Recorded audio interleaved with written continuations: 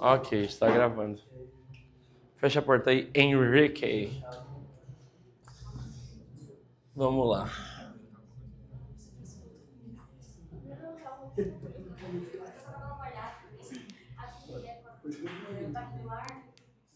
Boa, agora tá certo. Bem-vindos de volta!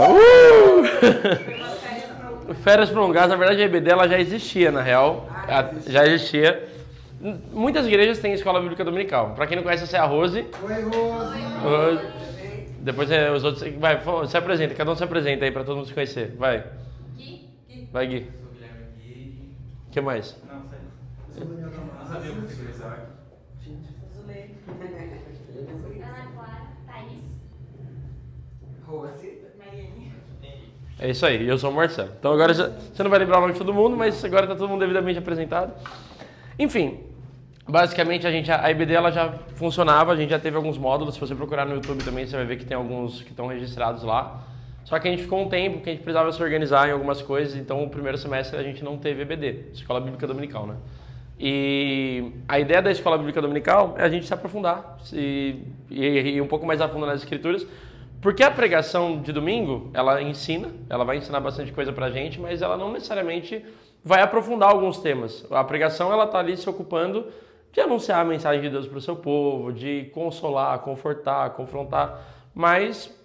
Cara, você pega a Bíblia, é um livro de 2000 anos atrás, né? Um livro, e não só parou de ser escrito 2000 anos atrás, mas tem mais 2000, 3000 anos ali sendo escrito. Então, não é uma coisa muito simples, não é fácil, nem pra gente que está muito tempo na igreja, não é fácil de ler. É complexo mesmo, você precisa entender o que estava acontecendo, onde estava acontecendo, por quê.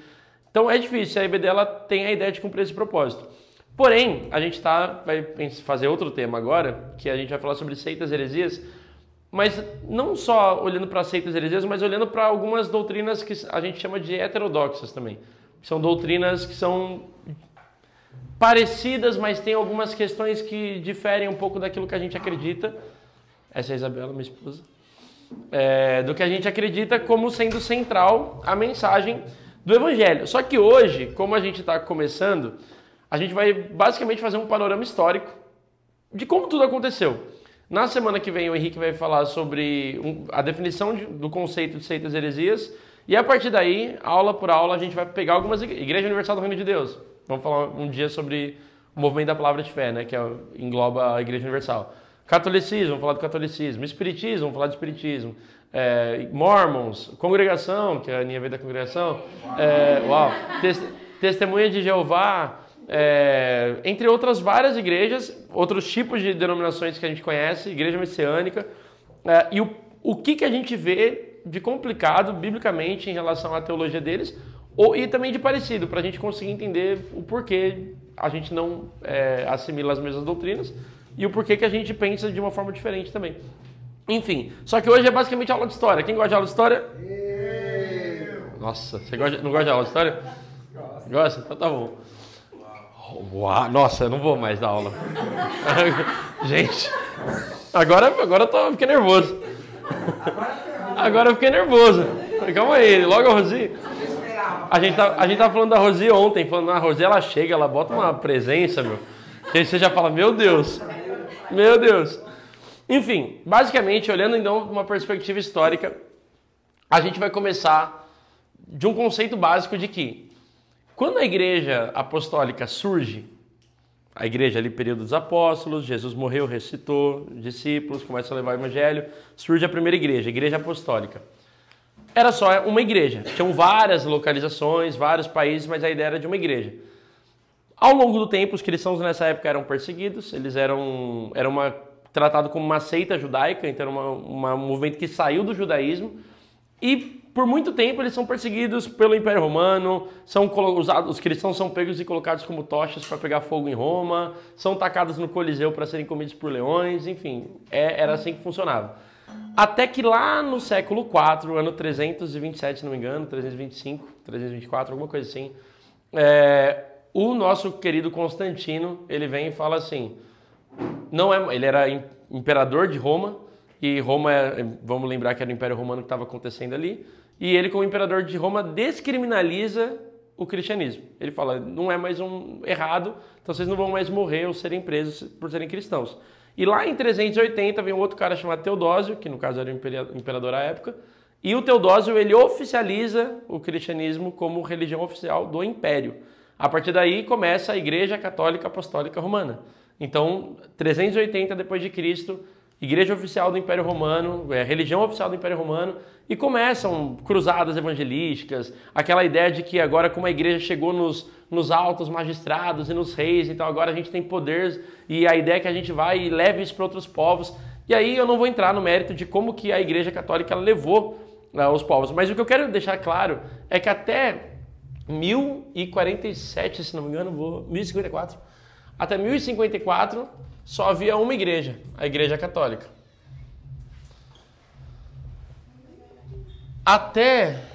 Olá, tudo bom? Até 1054 só tinha Igreja Católica. Isso é importante de explicar, por quê? Porque a gente tem dificuldade, nós somos uma igreja evangélica, protestante, mas por 1000 anos só tinha uma igreja. Por 1000 anos. Tem ali, Ju. Por 1000 anos só... Por 1000 anos só tinha uma igreja. Só a Igreja Católica. E a Igreja Católica ela é muito responsável por muitas coisas que acontecem. Por a preservação dos textos da Bíblia, os pais da igreja. Então dali a gente tem Agostinho, a gente tem Anselmo de Cantuária, Eusébio. Tem muitos caras que foram os caras que sistematizaram a fé, que organizaram a teologia e falaram, a teologia é isso aqui, isso é o que nós acreditamos. Vários concílios e tudo mais. Só que o que acontece? Chegou em 1054, já tem muito poder político, tem um monte de coisa acontecendo, e aí começa um negócio que a gente chama aqui em 1054, que é o cisma, o grande cisma do Oriente. Vou colocar, como que eu coloquei aqui? Só deixa eu lembrar. Cisma do Oriente. Que o pessoal fala que é o grande cisma, é a primeira grande divisão da Igreja Católica. Por quê? Porque você tem a Igreja Ocidental, que é a Igreja Católica ali em Roma, você tem uma Igreja Oriental muito forte na Ásia, e aqui começa... Oriente. Começa uma disputa da Igreja Oriental, que a gente chama de Igreja Ortodoxa hoje, depois dessa divisão, e da Igreja Católica. E o que acontece? Que eram dois impérios. Tinha o Império Bizantino, que estava ali na Ásia funcionando, que era o Império Russo, querendo ou não, vou dar os termos assim para ficar mais fácil. E a gente tinha o Império Ocidental, que era o Império Romano. E aí começa uma disputa, por quê? Porque os católicos romanos, eles queriam enfatizar que o Papa tinha poder supremo sobre toda a igreja. E os bizantinos, eles falavam, não pode ser assim. Não pode um homem ter poder sobre a igreja toda. Na verdade, quem tem que... Tem uma aqui, agora. Na verdade, a igreja, para tomar decisões políticas... Tem uma cadeira ali, Gá. Pode ir. Você vai tirar foto. Tá. Entendi, tá de mídias. A igreja, ela não pode estar no poder de um homem. Porque o homem ele é falho, o homem ele tem problema, ele tem dificuldade de entender as doutrinas de um jeito correto. Então, todas as decisões sobre a igreja devem fazer parte de um colegiado de pessoas que foram levantadas para poder tomar essas decisões. E isso é uma das coisas que causam um grande cisma. Tem uma outra questão teológica também, que a Igreja Católica está enfrentando um problema de que as pessoas estão falando que Jesus não era filho de Deus de fato, que ele não era 100% homem. E aí dentro dessa ideia, a Igreja Católica faz um concílio sozinha, a Igreja Católica Romana, e para falar e incluir uma expressão chamada filioque, que é uma expressão que vai falar que o Espírito Santo ele procede de Deus e do Filho. Daí nada de errado. Só que a Igreja Russa, ela vira e fala, você está falando que tem duas origens, vai começar a dar problema, e vocês tomaram a decisão sozinhos, e aí causa esse cisma. Então, essa, de uma forma bem resumida, é a primeira vez que a Igreja Católica ela tem uma grande ruptura. Então, a Igreja do Oriente e a Igreja Católica Apostólica Romana tem essa divisão.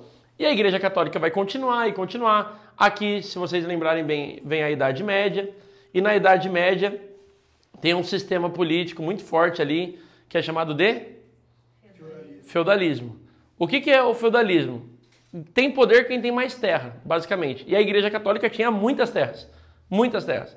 E a Igreja Católica se ocupa desse poder, começa a usar desse poder para poder nomear reis, para poder trocar favores, para levantar imperadores e tudo mais.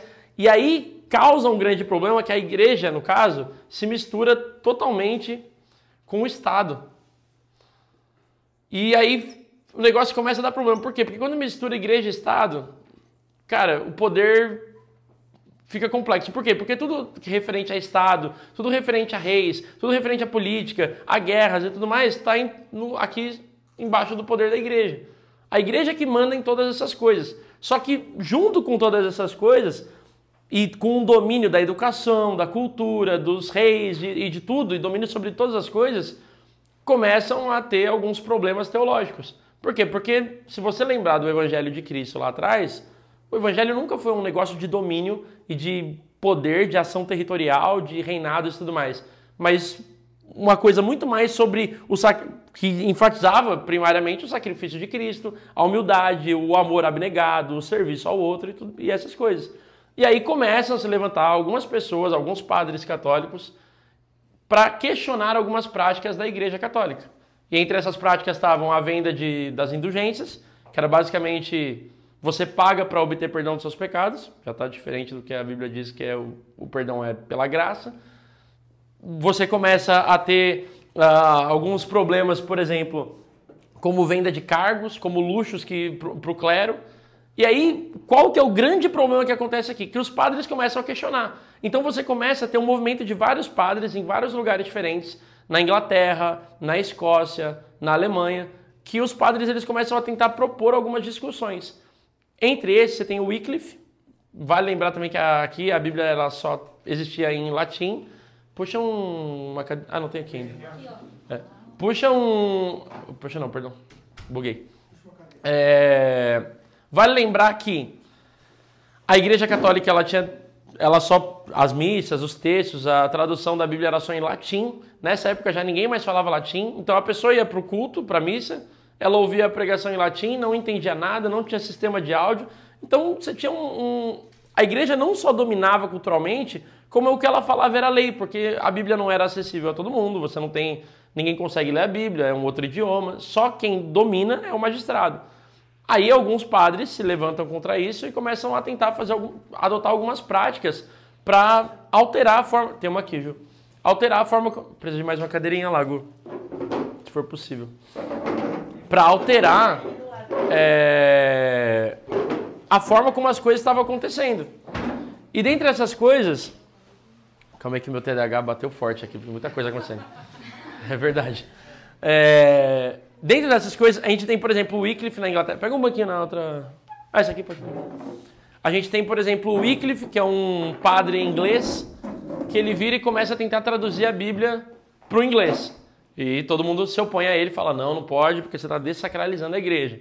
Depois você tem um cara chamado Jan Hus, lá Jan Hus na Escócia? Na Escócia, Hus? Como que é o nome? Na Escócia. Irlanda? Na Irlanda. País anglo-saxão. É um país anglo-saxão lá, mas o Jan Hus é um padre que ele começa a ir contra a prática de venda das indulgências e coisa e tal, da República Tcheca. E aí ele começa... Nem era República Tcheca na época, né? Ele era da Tcheca. E aí o Jan Hus ele começa a tentar também fazer isso, e aí a igreja pega o Jan Hus e fala assim, você é um herege, você está indo contra a igreja católica, o que você vai fazer? Fogueira. Já era, você vai queimar. Os caras matam o Jan Hus na fogueira porque ele se levantou contra as práticas abusivas da Igreja Católica. Até que em 1517 surge um homem chamado Lutero, que era um padre alemão, e conhecido inclusive pela Igreja Católica como um grande herege. A Igreja Católica trata ele como herege. Vale lembrar que heresia significa diferente, diverso, né? Então herege vem dessa raiz. Divisão, diverso, qualquer coisa divergente. E aí o Lutero, ele escreve algumas teses. Na verdade, ele tem duas listas de teses.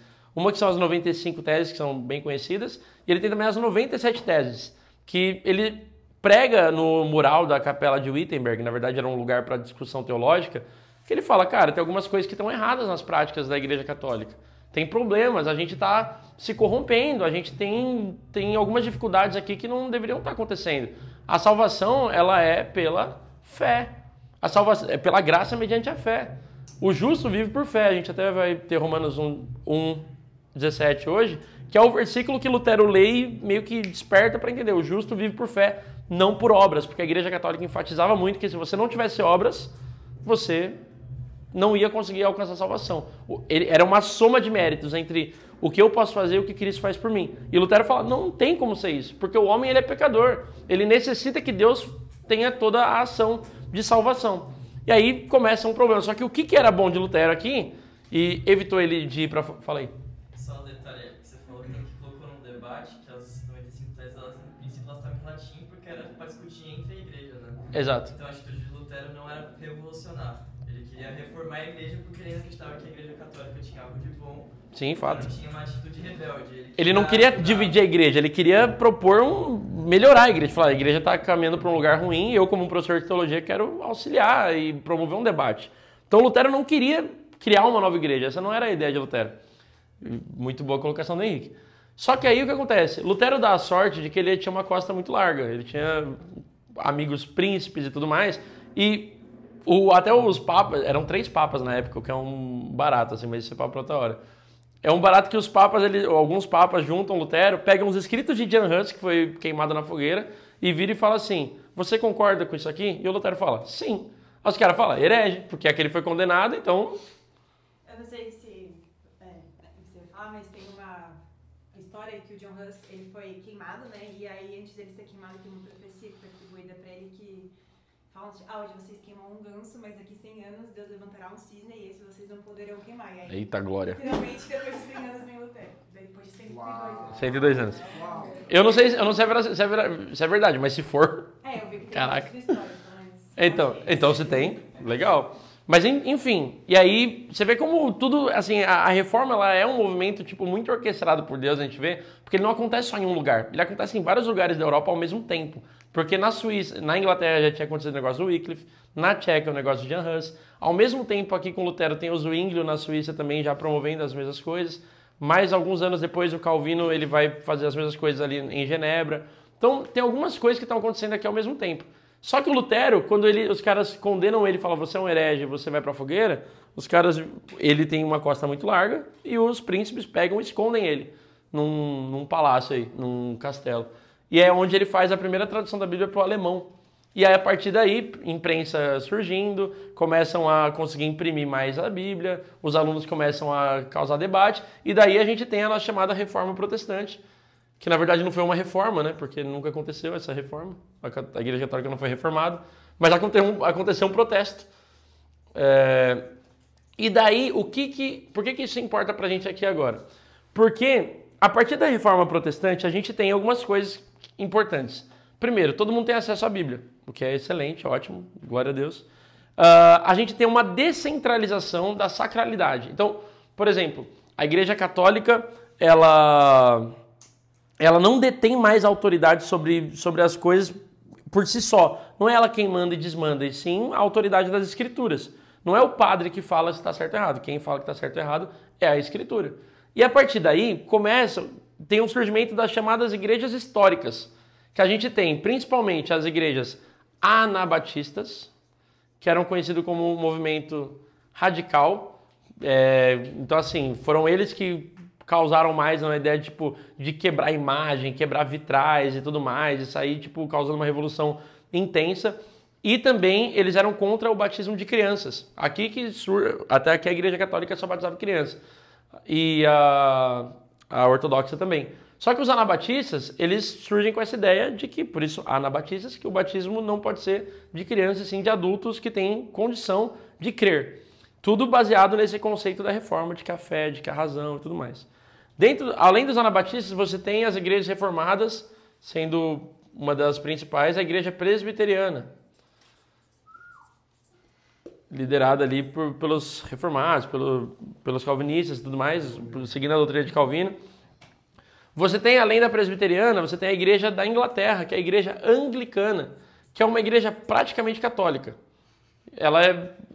Todo o formato dela é meio de uma igreja católica. Só que o jeito que ela sai da reforma é meio engraçado, porque ela só usa o rei da Inglaterra, ele queria casar com uma outra mulher, e a igreja católica não permitia, e ele abraça a reforma para tentar sair do poder do catolicismo e conseguir fazer o que ele queria. Mas a igreja anglicana ela surge assim e abraça os ensinos de Lutero. A gente tem, além deles, os luteranos. que também são quase católicos, né? Quando a gente vê assim na estrutura do culto, mas com a teologia reformada, com essa ideia da fé, da razão, da graça, que não é por obras, que é só pela graça de Deus e tudo mais. Então essas são as igrejas históricas. E aqui a gente está falando desse ano, 1517 para frente. Por que a gente chama de igrejas históricas? Porque elas têm muitos anos. Porque elas são realmente tão marcadas na história. Só que a partir dessas igrejas, a gente pensa que todo mundo tem acesso à Bíblia, todo mundo tem voz, todo mundo tem opinião. E a partir daqui, começam a ter algumas divisões. Por quê? Porque do nada você tem um luterano aqui que fala, cara, isso aqui não está certo. E aí vai para um outro lugar, para um outro lado, junta com o cara daqui e aí forma uma outra coisa. Aí você tem um outro que está aqui e fala, isso aqui não está certo, e começa a formar uma outra coisa. E aqui começam as ramificações das igrejas evangélicas, a ponto de a gente ter hoje milhões de denominações? Milhares, milhões acho que não, milhares de denominações. Mas você tem igreja de tudo, você é presbiteriana, luterana, anabatista, batista, anglicana, sei lá, universal, Igreja da Graça, Deus é amor, Sara Nossa Terra, Brasil pra quê? A ponto de ter cheirinho de Jesus, tipo umas igrejas com esses nomes. Exato, tem uma... Exato, Assembleia de Deus Fogo Puro no Altar. Todas elas surgem dessas ramificações. Só que aí, tem até um mapa aqui que eu queria desenhar ele, mas eu não vou fazer isso, porque ele vai demorar muito. Mas eu vou falar principalmente de alguns movimentos que surgiram, porque geralmente era assim, dentro dessas denominações surgiam movimentos se opondo a alguma prática, ou na verdade tentando fomentar alguma prática, e desse movimento saíam outras denominações. Então, por exemplo, a gente começa aqui, por exemplo, com... Oi? Acho que vai dar um trampo, cara. Por exemplo, a gente tem dos anglicanos, ali no século... Já estamos em 1600 e pouco, a gente tem os puritanos. O que eram os puritanos? Eram algumas pessoas que falavam, cara, a igreja anglicana ainda parece muito com a católica e é uma coisa muito mais por formalidade do que uma vida de fato que busca pureza e santidade. Então os puritanos eles começam a desenvolver uma teologia muito boa, muito próxima das ideias de Lutero, das ideias... E falando, cara, a gente tem que purificar a igreja anglicana dessas práticas antigas católicas. Pensando que a igreja anglicana surgiu dessa forma. E os puritanos, eles começam a criar uma forma. Eles não existem mais. Porque daqui dos puritanos surgiram, por exemplo, aquele povo Amish, os Quakers, que era aquele povo tipo que vivia em vilas, batia manteiga, sabe? Com aquelas roupinhas esquisitas. Quem assistiu A Vila? Já viu esse filme? A Vila? Aquele povo esquisito que vive em comunidades isoladas. E o puritanismo não se sustentou muito, apesar da teologia ter promovido muitas coisas muito boas para a história, assim. Mas não sustentou justamente por essa tentativa de se isolar do mundo e viver totalmente longe do mundo. Daí do puritanismo, a gente tem, por exemplo, juntando com os anabatistas, a gente tem os batistas. Então, por exemplo, os batistas, eles eram puritanos, que olhavam, por exemplo, para algumas práticas puritanas de separação com o mundo. Busque uma cadeirinha lá, Gu. Não, vou treinar a perna mesmo. Olá, Gu. Então, eles olhavam para as práticas dos puritanos e falavam, a gente precisa... não dá para ser separado totalmente do mundo. E eles olhavam para a teologia radical dos anabatistas e essa ideia de, até aqui, todo mundo batiza criança, tá? E eles se juntaram nessa ideia dos anabatistas de, cara, a gente precisa batizar a pessoa que crê, porque batizar a criança não garante nada e tudo mais. Daqui, então, lá pelo ano de 1600 e alguma coisa, então 1600 e Guaraná de rolha, não tinha Guaraná nessa época. Mas, enfim, nessa época, os batistas, eles surgem e começa uma denominação muito forte, principalmente ali nos Estados Unidos, com um movimento com uma ênfase inglesa também. Dos batistas, na verdade dos anglicanos também, e juntando com os presbiterianos, é um monte de mistura. Dos anglicanos e juntando com os presbiterianos, a gente tem a igreja congregacional, que não é a congregação cristã. É uma outra igreja histórica que a gente fala também, que é basicamente uma presbiteriana puxando com essa ideia anglicana. Cara, começa a surgir um monte de coisa. Eu não vou tratar todas aqui, mas uma igreja que eu quero que faz muito... É muito importante a gente entender, é que da igreja anglicana surge também o movimento metodista. Alguém já ouviu falar de metodismo? Sim, famosa. A igreja metodista é famosa, muito por conta de um homem chamado John Wesley. John Wesley, vamos entender que aqui ó, a igreja, um dos grandes pontos da reforma era de que o crente ele precisava estudar, ele precisava de razão, a fé não era uma coisa cega.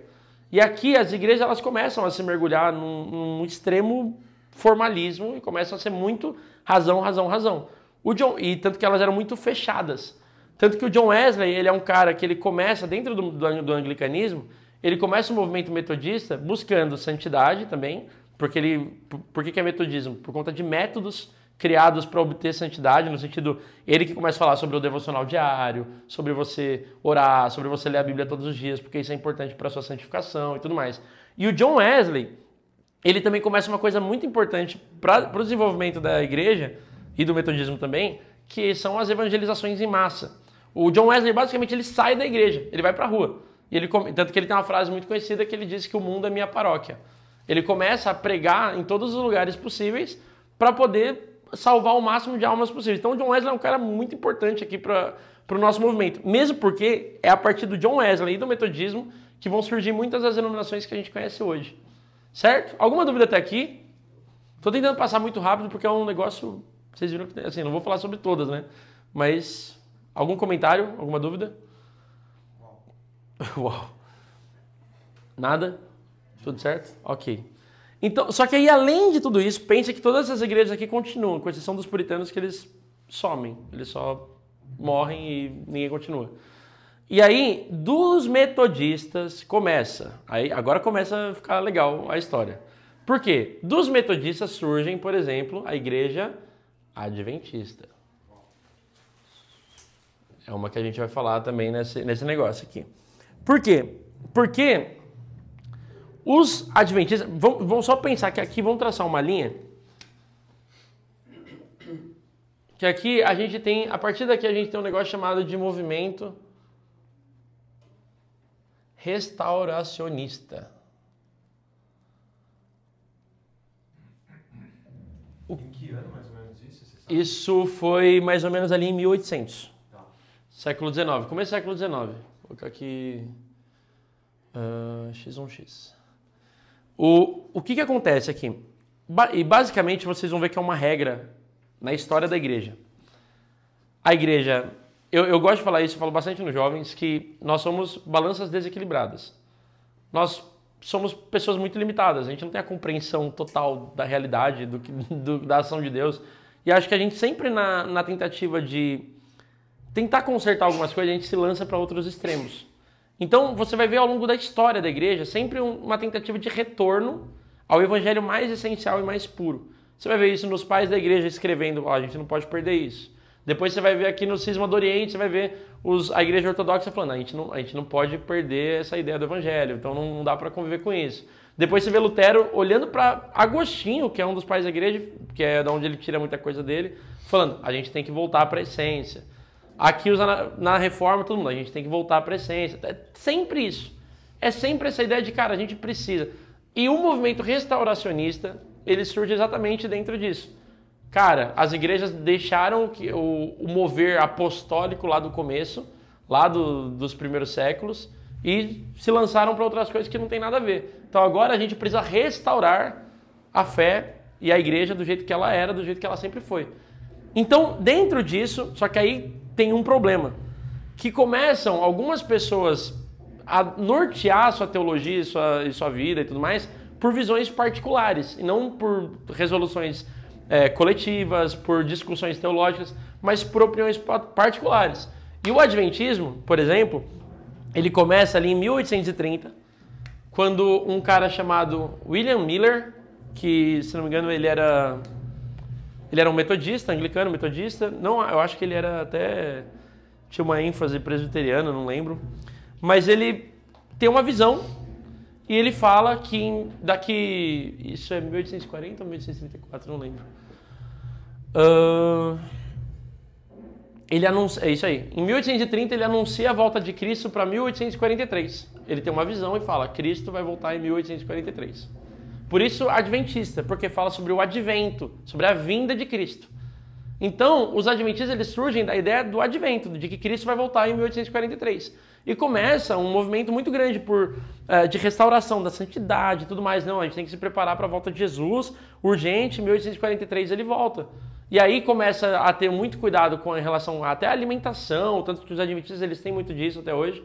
E começa um movimento muito grande. Só que em 1844 Jesus não voltou. E os caras falam, ô, William Miller, chamavam, nem era adventismo, chamava millerismo na época. Mas aí vem um negócio chamado grande desapontamento. Por quê? Pô, William, a gente ficou 13 anos ouvindo o que você falou, sabendo que você era um grande profeta aí, que teve uma visão. Pô, não aconteceu. William Miller, inclusive, ele morre assassinado, se não me engano. Não, foi Joseph Smith. Falei besteira, ignora. Falei, ignora. É outra coisa, depois eu falo. E aí, enfim, tem um grande desapontamento, cai em descrédito. Só que nessa época tem uma jovem adventista se despontando muito aqui, chamada Ellen White. A Ellen White, Tem lugar ainda aqui? se buscar uma cadeirinha, tem. Senta aqui, ó. Tem uma mulher chamada Ellen White, é uma jovem conhecida. Hã? Traz umas cadeiras aí. Senta aí. De nada. A paz, Senhor. Sejam bem-vindos. Calma aí, eu vou esperar, senão o TDAH não vai aguentar, gente. Deixa eu descansar um pouco. Vocês não estão entendendo? É muito forte. Você tava sofrendo com o Aquaman. Hã? No Aquaman você tava assim, ó. Eu não tava, não. Não. Eu nem vi. Agora eu tô vendo ele dormindo. Agora... Não, mas é difícil, gente. Eu tô sendo tratado. Enfim, vou continuar. Temos aqui a Ellen White, uma jovem que tem muitos dons e os outros membros ali da comunidade dela começam a enxergar ela como uma grande profeta, como uma pessoa que tem grandes revelações. Tanto que a Ellen White falam sobre ela, que ela chega a ter mais de 2.000 visões que foram registradas, que ela teve. Pô, 2.000 visões é visão pra caramba. Assim, você pega Isaías, não teve isso, né? Tipo, é um barato, né? Nenhum profeta acho que chegou a ter 2.000 visões, mas ela teve. Ou não registrou, né? Mas 2.000? O Espírito Santo não deixou registrar, talvez, né? Tem isso? Olha aí. Mas da Ellen foi registrada. Né? Da Ellen foi registrada. Exato. Outros tempos. Já tinha datilografia. Exato. Não, sim. Mas o que acontece?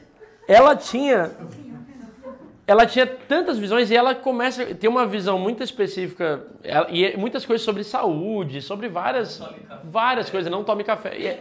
Por isso que os adventistas, vocês vão ver que eles têm uma questão um pouco diferente, sobre que você não pode algumas práticas. Até eles evocam algumas práticas da cultura judaica também.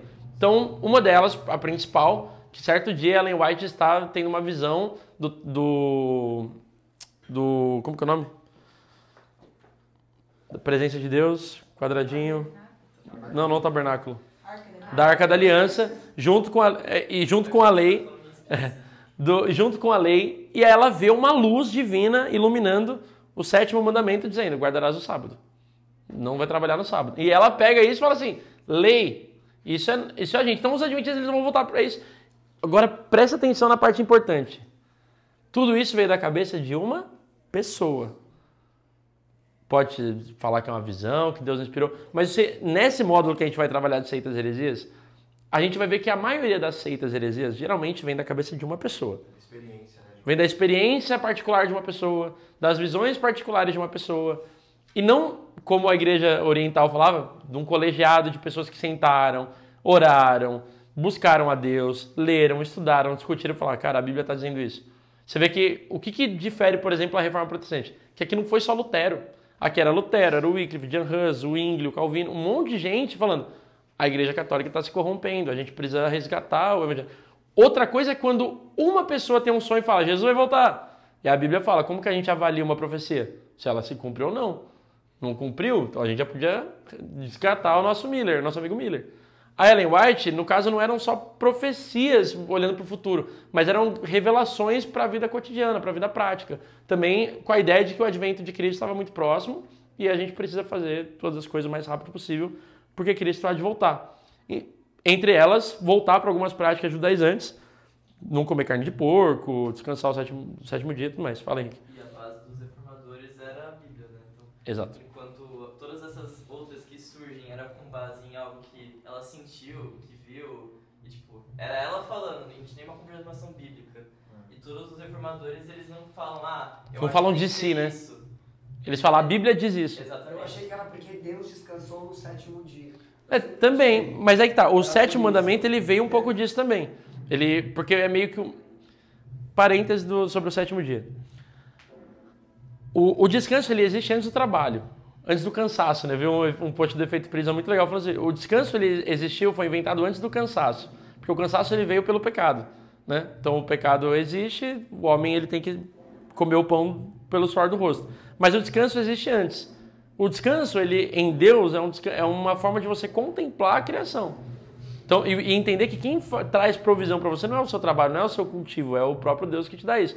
Na lei de Moisés, a ideia do descanso, ela também fala sobre isso. Você vai trabalhar 6 dias e no 7º você vai descansar. Tanto que o maná, que era a provisão diária de alimentação, no último dia você podia colher 2, mas nos outros dias não. Por quê? Porque vai sobrar para o dia seguinte, porque ele garante a tua provisão. Então tem essa ideia de descanso. Com a igreja, ali no Jesus, apóstolos e tudo mais, há uma alteração do 7º dia para o domingo, que é a ideia do dia do Senhor. Isso as igrejas históricas vão bater muito nisso ainda, de que o domingo é o dia que você não tem que trabalhar, que é o dia que você tem que estar com a família, que você tem que louvar o Senhor e tudo mais. Por isso que a gente cultua o Senhor de domingo.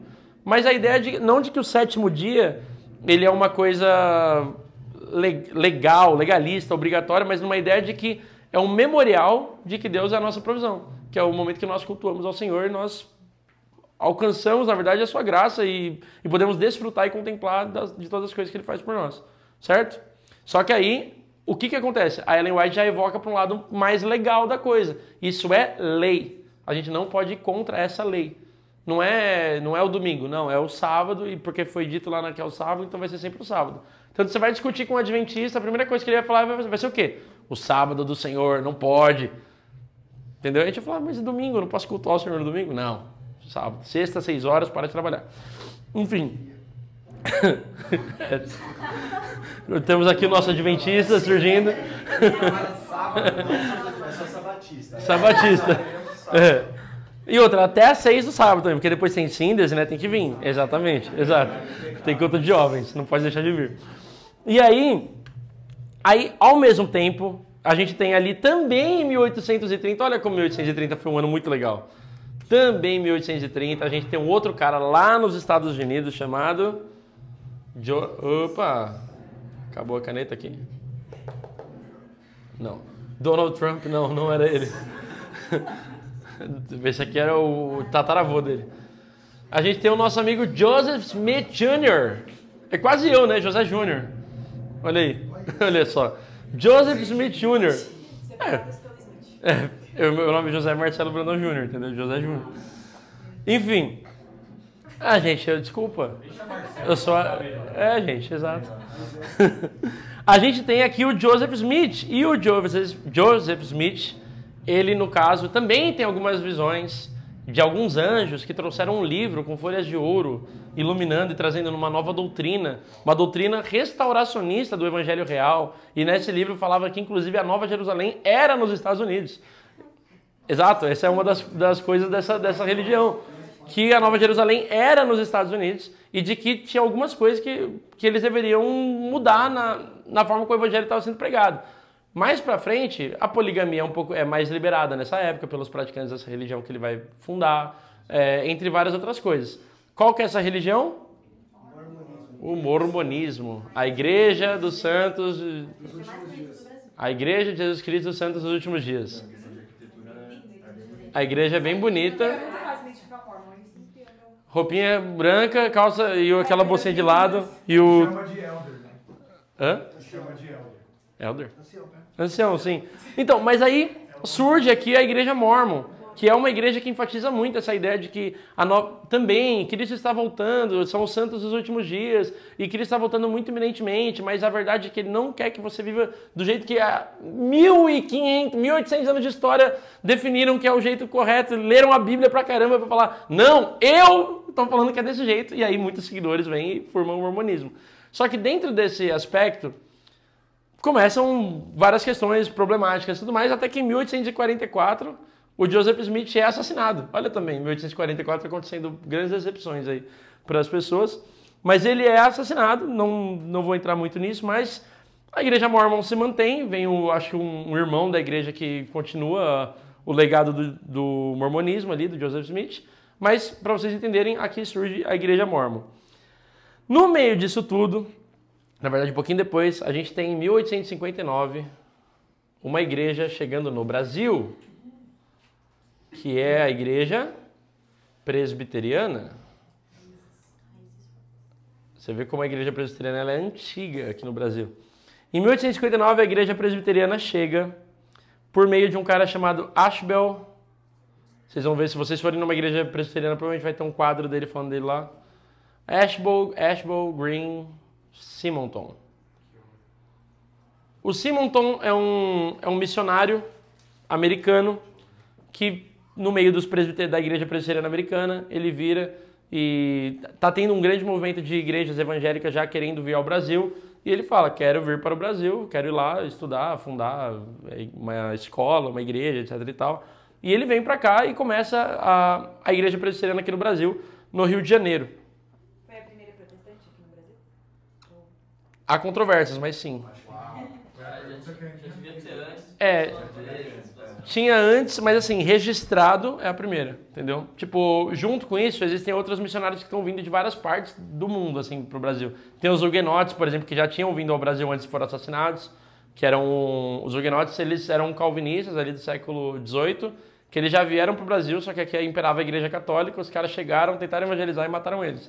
No Nordeste já tinha aqui, quando eles estavam tentando invadir, em próprio Recife, Exato. a cidade holandesa, tem lá. Não é Lombra, não.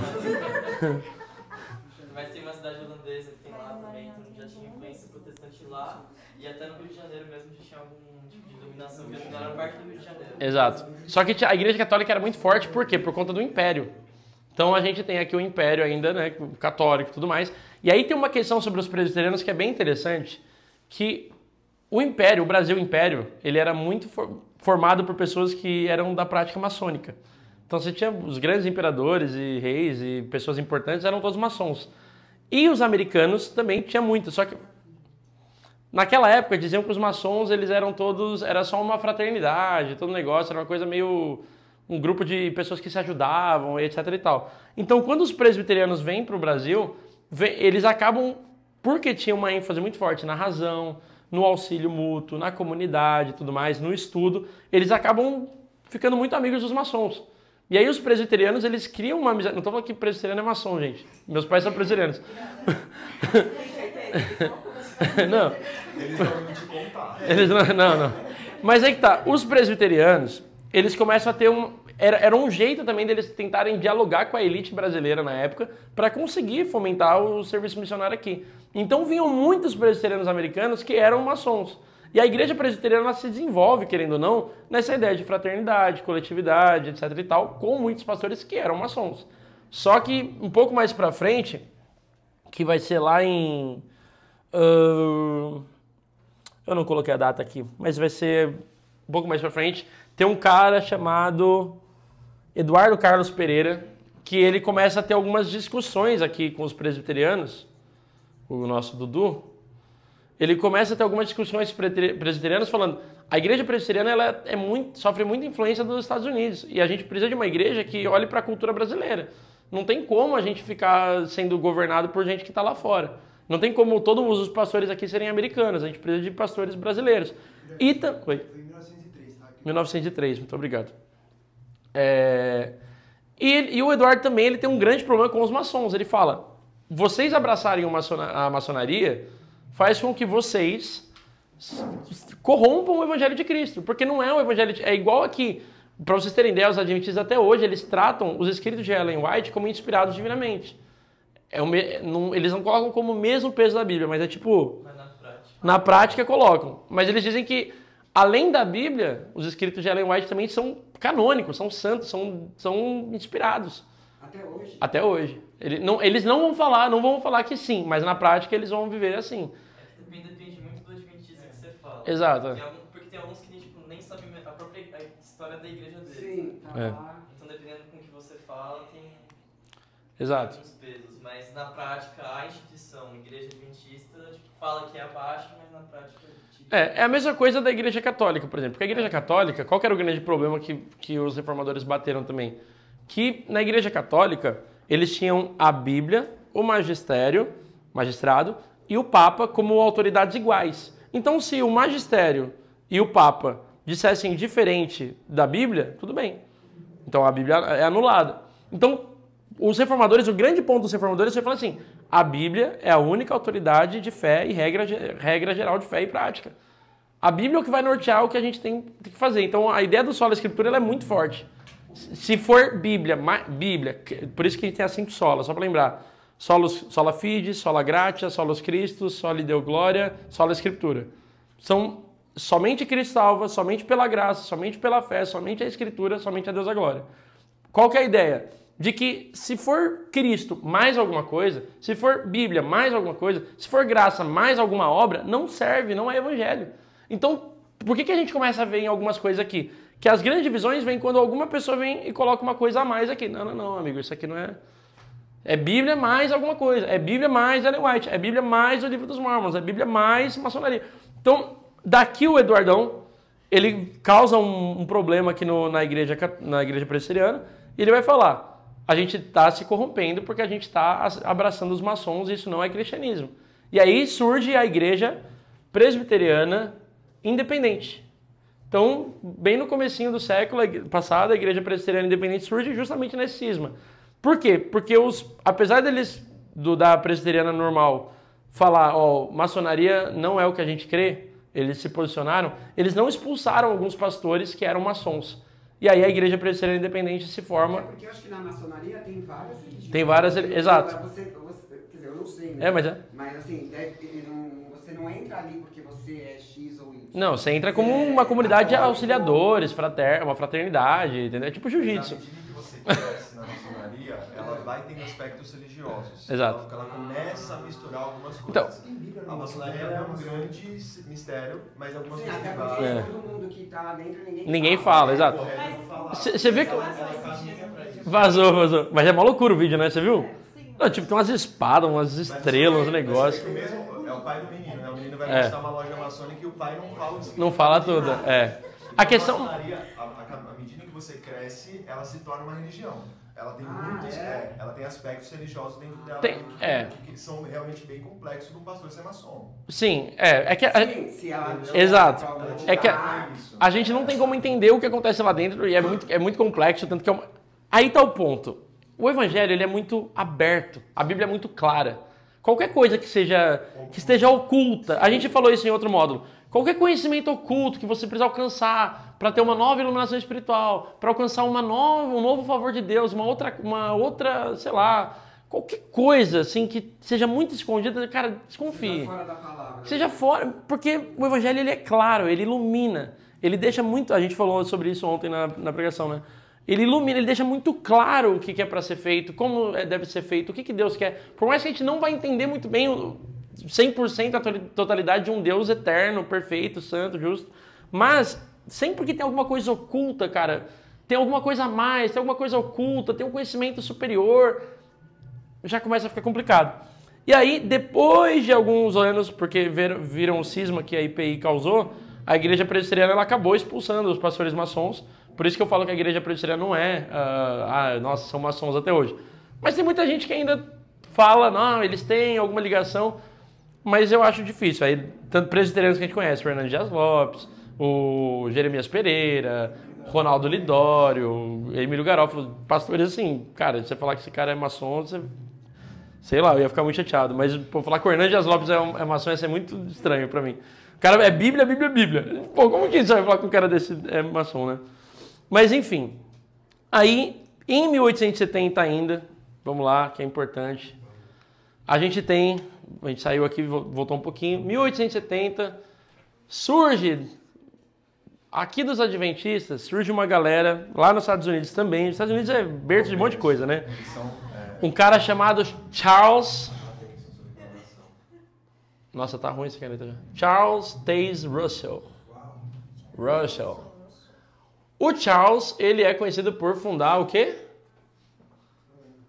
Testemunha de Jeová. Olha aí, começaram aqui os Testemunhas de Jeová.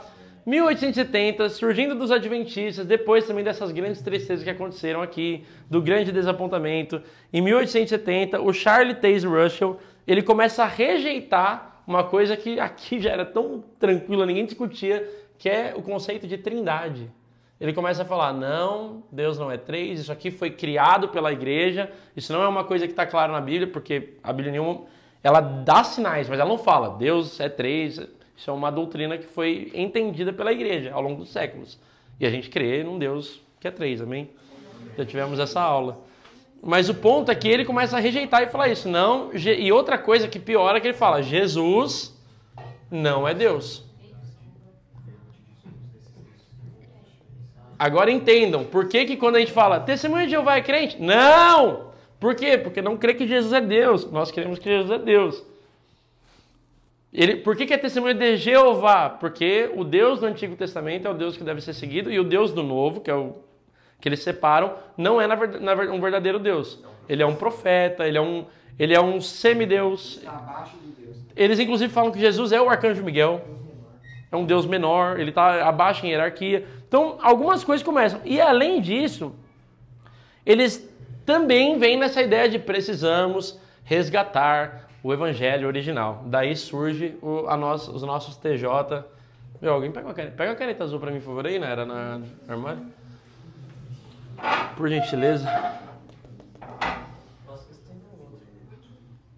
Tem umas aí. No canto direito tem.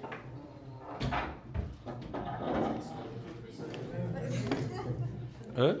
Quase escolhi o professor, né? Exato. Cadê o seu boneco? Pode ser. Enfim, obrigado. E a gente tem aqui os nossos testemunhos de... não... Deixa, vai ter que ser isso aqui. A gente tem aqui os testemunhos de Jeová. Fala, Gu. É muito louco como essas igrejas vão criando práticas que vão influenciando o dia a dia das pessoas, né? Por exemplo, eles não fazem transfusão de sangue. Então, por exemplo, pro Adventista eu guardo o sábado. Testemunho de Jeová não faz transfusão de sangue. Não comemora aniversário. São coisas que vão moldando a Mas vida isso da tá na pessoa. palavra? Não. Não tá, eu nunca...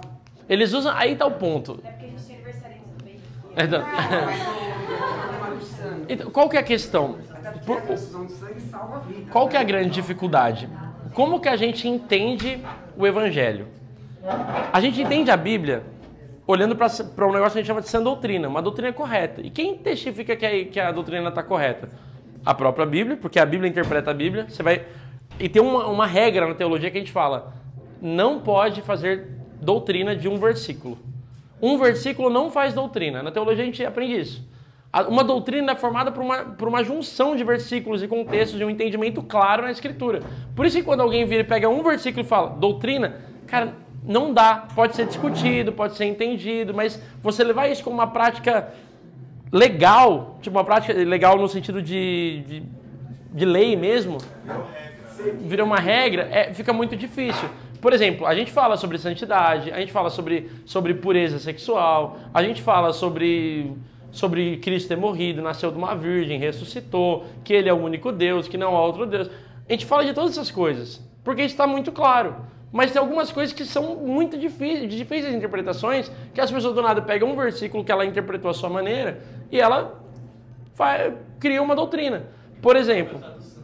E com a própria tradução. Exato, e com a própria tradução. Então, por exemplo, você tem até uma história antiga que até apareceu no Fantástico de um pastor que era iletrado, ele não tinha condição muito de ler, e ele lê lá tá lendo Oséias, e ele pega um versículo que fala, vai e toma uma mulher adúltera, a mulher de seu amigo... Não, mas está escrito, a mulher de seu amigo adúltera, e ele lê adultera. Ele achou que Deus estava falando com ele, foi no irmão da igreja e falou, Deus está falando para eu transar com a sua esposa, o vizinho. Deus está falando para eu transar com a sua esposa. E aí eles falaram, oraram, foi muito difícil e tudo mais. E ele foi lá e tomou a esposa do cara. E aí o repórter do Fantástico, lendo a Bíblia, eles vêm e falam assim... É terrível, é doloroso, porque ele vira e fala assim... Gente, eles viram e falam assim... O repórter está lendo... Não está falando adúltera? Não está falando adultera, está falando adúltera. O pastor lê e fala... Ih, rapaz, deixa eu ver aqui.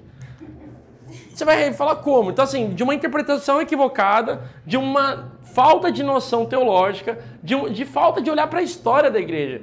Eu falo isso direto porque um professor falou e marcou muito para mim. Um povo que não conhece a sua história está fadado a repeti-la. Se você conhece a história, você não repete os erros do passado. Se você conhece os grandes problemas que aconteceram no passado, você vai fazer de tudo para não repetir eles. Você pode cometer outros erros, mas os erros do passado você vai tentar não cometer. Então, o arianismo já falou que Jesus não é Deus. Já decidimos, não está claro que Jesus é Deus. Jesus é homem e Deus. Está claro que ele é 100% homem, 100% Deus. Como que a gente vai voltar para essa discussão aqui 1800 anos depois, gente? Calma aí. Não é você... isso vem do ego humano, da ideia de tipo... de você achar que você é o grande profeta da nação, o grande cara que recebeu uma grande inspiração. Não é assim que funciona. Porque a igreja, ela é uma coisa só. E quem é o Senhor da igreja é o próprio Cristo, não é o grande profeta que surgiu. Então a gente tem que ter essa noção. Que quando uma pessoa levanta, até o próprio Jesus fala, quando vierem falar, o Cristo está ali, o Cristo está aqui, não vão. Não vão, porque vão haver muitos rumores e nenhum deles é verdade. Jesus também fala, naquele dia vai ter gente que falou, expulsei o demônio no teu nome, profetizamos em teu nome, fizemos muitos milagres. Sai daqui que eu não conheço vocês. Porque isso não garante, os poderes sobrenaturais miraculosos não dizem que uma coisa é ou não é. O que diz? Aquilo que glorifica a Deus de fato, dizendo que Jesus é o Cristo, que é o Senhor da igreja. E a doutrina escrita na palavra que está preservada por séculos e séculos. Amém? Amém. Ufa. Eu só senti que te pegou quando falou do sábado, que você perguntou, mas é que eu achava que era uma referência a Deus e tal. A gente vai ter aulas para entrar em cada uma delas. A gente falou no começo. Mas muita coisa que acontece, às vezes, é a má interpretação do Antigo Testamento. Então também. Se ignora o Novo Testamento e tudo que Cristo fez e falou e deixou registrado, e se olha para o Antigo Testamento. Muitas vezes essa busca por restaurar as coisas, na verdade é restaurar práticas judaicas. Restaurar o que estava ali no Antigo Testamento. Então o próprio sábado, ele era uma regra antigamente, aí Jesus vai curar no sábado, se coloca como Senhor do sábado, ele dá um novo significado para o sábado. Mas eles ignoram... É que eu comecei em Gênesis, entendeu? Enfim. Eles ignoram o que Jesus vai dizer para falar, então, mas aqui aparece que o sábado tem esse peso, e aí tem peso para eles. Mas o que Jesus fez e falou depois? Eles tiram isso, entendeu? Essa é a grande questão. E aí está uma questão de adaptação, de entendimento, porque eles falam, a gente crê em tudo que Jesus falou, mas não dá para desprezar o Antigo também, que não dá. Isso, o que eles estão falando está errado. Mas você tem que entender as coisas nos seus contextos. Mas enfim, aí chegamos no século passado, estamos quase chegando. Que viagem que a gente fez de 2000 anos, né? 1900 anos, na verdade. E aqui a gente chegou em Azusa, uma rua lá nos Estados Unidos, Rua Azusa. Você viu o musical? Eu vi o musical também. Teve um musical aí que muito legal. E a Rua Azusa, ela é um marco, por quê? Porque é onde surge o pentecostalismo, que é da onde surgem muitas outras igrejas também. Só que qual que é o problema aqui? Você tem a questão ali do racismo nos Estados Unidos, que era... Como que era o nome do movimento mesmo? Não era separatista? Segregacionista. Tem o movimento segregacionista, então os negros, por exemplo, não podem ler, não podem estudar dentro das escolas de teologia, então eram marginalizados muitas vezes, então ficavam fora. E aí você tem um cara chamado William Seymour, interpretado pelo Ademar de Campos lá no negócio. William Seymour. E o William Seymour, ele, sendo um pastor, ele fica do lado de fora, estudando teologia do lado de fora das salas, porque ele não pode entrar, porque ele é negro. E aí, na Rua Azusa, começam alguns movimentos por busca pelo Espírito Santo. Até que num dia, ou em uma semana, ou sei lá como que aconteceu isso, acontece um negócio surpreendente ali, um grande avivamento, que chama de grande avivamento da Rua Azusa, que as pessoas elas começam a serem curadas, a terem movimento de muitas curas, e principalmente há um derramar do Espírito, segundo o que eles colocam, e esse derramar do Espírito gera uma ideia de que todo mundo começa a falar em línguas. Então, a ideia do falar em línguas e do batismo no Espírito Santo tendo esse ponto do falar em línguas, essa evidência, começa em 1906. Até antes, isso nunca foi muito uma questão. Mas em 1906 começa, isso aqui é uma coisa muito nova, por isso que a gente tem muito pouco material sobre o pentecostalismo também. Está sendo feito mais agora, sendo estudado mais por agora. Mas aqui começa isso, e aí você tem pessoas... Aí, olha o que é positivo. Aqui você começa a ter um grande movimento de expansão do evangelho. Você começa um monte de gente pregar, levar, vamos orar, vamos curar, vamos buscar o Espírito Santo, perfeito. Mas você tem pessoas iletradas que não têm muito contato com a teologia de uma forma correta, praticando algumas coisas com uma certa dificuldade de entendimento também. Daí, e não estou falando que esses aqui estão errados, mas a partir daqui, a dissidência disso começa a causar alguns problemas. Porque as pessoas que não tiveram contato com a teologia começam a ser alcançadas e começam a trazer novas ideias sobre o pentecostalismo. Certo? Não estou falando... Entendam, nós somos carismáticos aqui, nós acreditamos nos dons do Espírito, acreditamos em oração em línguas, acreditamos em tudo isso. Mas isso tudo norteado pela palavra. Por isso que a gente vai ver algumas coisas, o pessoal que sai... Tem até um negócio que passou no Instagram outro dia, que é um cara que parece o Alexandre de Moraes, assim, com uma roupa, um vestidão que parece de uma religião africana, e com todo cheio de pérolas, assim, e o cara fica rodando e dançando e falando um monte de coisa. Aí você vai ver o comentário, é a galera falando, candomblé é de Deus, não é tipo... Porque é um negócio maluco. Então, começam muitos movimentos mais pra frente. Mas por que eu tô dizendo isso? Porque em 1910, os pentecostais aqui dos Estados Unidos começam a vir pro Brasil, acho que até antes, mas em 1910 isso fica... 1910 e 1911, na verdade. E quando eles chegam para o Brasil, vêm em blocos, porque alguns missionários vão para o Pará, olha lá, Belém do Pará, e alguns para o Paraná. Olha que interessante, será que tinha alguma coisa em relação às línguas? Olha aí, não sei. Mas o Pará e o Paraná são os lugares principais onde se começam as igrejas pentecostais no Brasil. No Pará se funda a Assembleia de Deus, com um cara chamado Gunnar Wingren, quem era da Assembleia sabe, a Assembleia de Deus. E no Paraná começa a Congregação Cristã. Vou colocar CCB aqui. Começa a Congregação Cristã no Brasil, com os caras que vinham eram americanos, só que nesse caso aqui tinha um cara chamado, aqui enquanto era o Wingren, aqui era o Luigi Francescon. Uau! Quem que falou uau? Foi a Aninha? A Aninha era da CCB. Aí. Enfim... e aí o que acontece? Enquanto os assembleanos eles eram um movimento um pouco mais puro em relação à Azusa, o Luigi Francescon ele estava se separando da igreja pentecostal aqui, falando que a igreja pentecostal ela precisava ser um pouco mais puritana, ela precisava ser um pouco mais organizada e eles não podiam depender tanto, por exemplo, do estudo, que é uma coisa que ecoa até hoje. Eles tinham que depender muito mais do Espírito Santo sendo Deus do que do estudo em si. Por isso que até hoje tem a fala, né, do como que é fresca melhor, como que é? Como assim? Que a palavra fresquinha é melhor, como que é?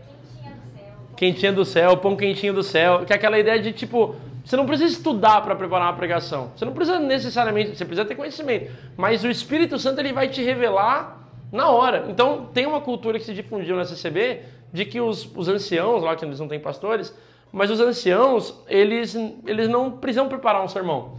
Eles esperam, eles abrem a Bíblia, esperam que o Espírito Santo venha e fale com eles e traga uma interpretação. Só que essa ideia de que, muito focada nesse movimento da Rua Azusa, e muito forte a ideia de que eles precisam se separar bastante em relação ao mundo e ser muito literal, por isso você vai ver que a congregação cristã tem sempre o mesmo formato, mulheres de um lado, véu, homens do outro, terninho, ninguém canta lá na frente, né? Todo mundo canta coinário, orquestra, não tem pastor, porque o nosso pastor é Cristo. Então tem toda uma questão assim, e aí surge a CCB. E do outro lado, a Assembleia também, mesma coisa, a gente tem que estar bonito diante de Deus, perante um juiz, Gu era da Assembleia, né? Perante o nosso juiz e tudo mais, nessa ênfase muito grande, mas nesse caso eles não rompem totalmente com a ideia de que você precisa estudar, se preparar e tudo mais. Então a Assembleia ela se desenvolve assim. E isso, até 1950, é o que a gente chama de primeira onda...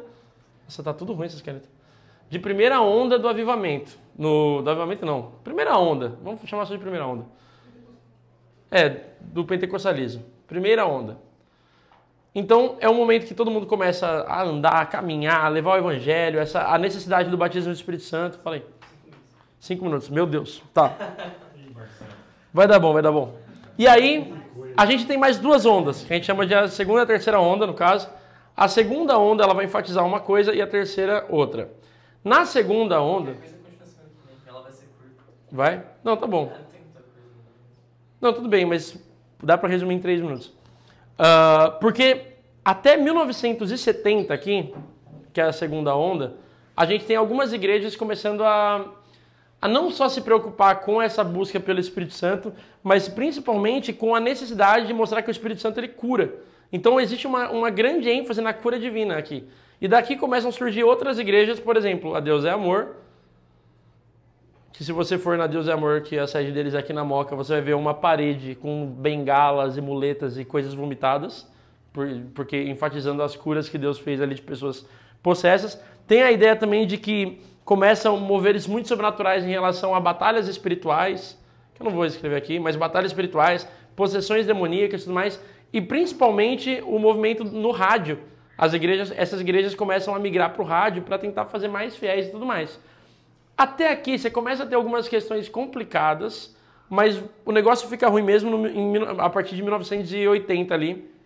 Aliás, a partir de 1975, na terceira onda. Que na terceira onda, não só essas coisas são enfatizadas, como começam as igrejas de televisão e as igrejas que a gente conhece, que são as chamadas neopentecostais, com os movimentos de teologia da prosperidade, muito enfatizando uma teologia que veio dos Estados Unidos de um cara chamado Kenneth Hagin, e enfatizando que o crente ele não pode sofrer, o crente ele precisa ser próspero, o crente precisa ser tá perfeito a vida dele, precisa estar tudo correto, tudo certo, muita batalha espiritual.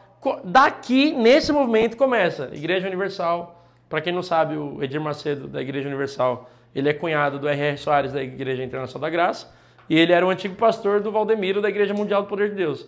E aí, junto com isso, você tem o Rina da Bola de Neve, que depois também... A Bola de Neve existe? A Bola de Neve? São umas pessoas estranhas, né? Então, Eles são da Bola de Neve, eles são muito estranhos. Eram jovens, surfistas, Eles são bem Não, então, mas aí que tá, a Bola de Neve... A Bola de Neve, ela surge ela veio numa ideia de alcançar jovens, surfistas e tudo mais, com o apóstolo Rina, que morreu ano passado, se não me engano. Saudoso Rina aí. Enfim, e aí começam muitas coisas. Você tem a quadrangular surgindo aqui, você tem... A quadrangular, ela ganha ênfase no Brasil nos 50 para 70, não? Ela vem para cá, na segunda onda, no caso, né? Na segunda onda. Que então, enfatizando muito essa ideia, tipo, de cura, de salva, de liberta, de não sei das quantas. E aí começa tudo isso a acontecer, e até que a gente chega, que aí não vai dar tempo, que aí eu posso falar na semana que vem. Não. Chega, aí que tá. Por que a gente tá falando tudo isso? Pra gente entender onde a gente tá nessa história. Por quê? Porque a Igreja Cristã da Família, ela é uma igreja... Até ali nós não chegamos ainda, né? Então, ela já está começando por aqui, porque a Igreja Cristã da Família, ela surge de um conglomerado de coisas também. Na verdade, surgiu um pessoal que veio da Batista, mas que junto nesse movimento de renovação espiritual, fundou a Igreja Evangélica do Fundamento Apostólico, que era o nome da nossa igreja antes. Daí surgiu a Igreja Cristã da Família. E aí, na semana que vem, se o Henrique me der a oportunidade, eu queria separar o neopentecostalismo histórico, que não vai dar tempo hoje, o neopentecostalismo histórico do neopentecostalismo essencial. Por que eu estou falando isso? Porque nós, por história, somos neopentecostais. Isso pode chocar vocês ou não, mas por história nós somos. Por quê? Porque dentro do movimento neopentecostal, a Igreja Cristã da Família foi fundada e foi criada. Então, dentro desse movimento de batistas, buscando a renovação do Espírito Santo e tudo mais. Mas, por essência, olhando para o fato de que o neopentecostalismo enfatiza a teologia da prosperidade, batalha espiritual e coisa e tal, nós não somos. Porque a gente não vai enfatizar isso. A gente enfatiza muito mais uma doutrina bíblica do que necessariamente a doutrina que foi fomentada aqui. Então, é difícil até a gente ter um problema de classificar. Nós somos o quê? Somos batistas? Somos... eu diria que nós somos cristãos protestantes carismáticos. Mas é difícil. É difícil de traçar uma linha.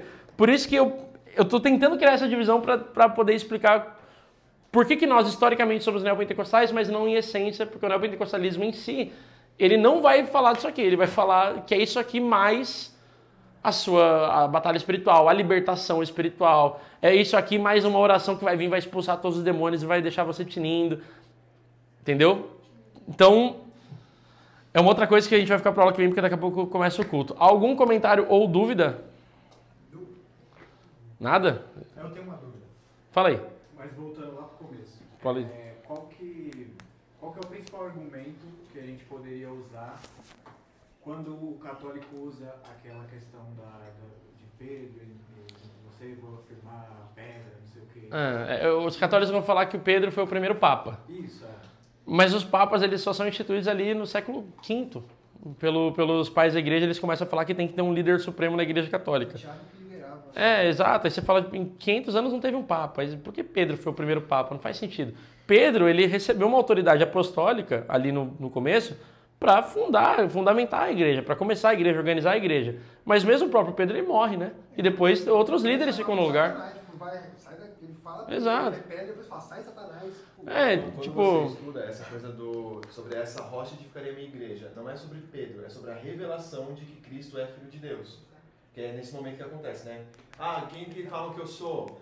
Vocês. E quem vocês? Jesus pergunta para os discípulos. E quem vocês acham que eu sou? Pedro se coloca que você é Cristo, Filho de Deus vivo.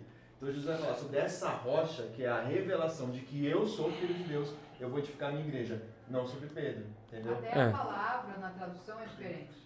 O nome Pedro, no Cefas. original, é pedrinha, pedregulho, uma coisa não é assim. rocha. E a palavra que Jesus usa para falar sobre esta rocha é a que dá referência à verdade, à estrutura. É a mesma que ele usa como sobre pedra de esquina, pedra fundamental. Exato. É sobre esta verdade que Exato. é construída. E tem uma questão de que, assim, Pedro, de fato, ele tem uma... A gente não pode, porque a igreja católica faz errado, a gente ignora também que Pedro, ele foi um nome escolhido ali realmente para levar. Você vê o começo de Atos.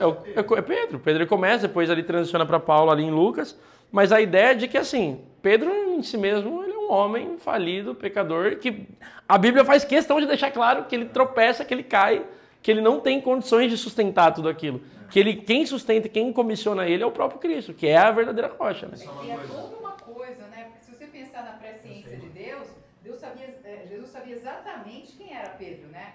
A capacidade, como ele lutaria pelo Evangelho, quem seria ele, né? Então, nessa presciência, quando Jesus fala com ele, Jesus já sabe, né? Tanto que o diabo, nessa hora aí, queria quem?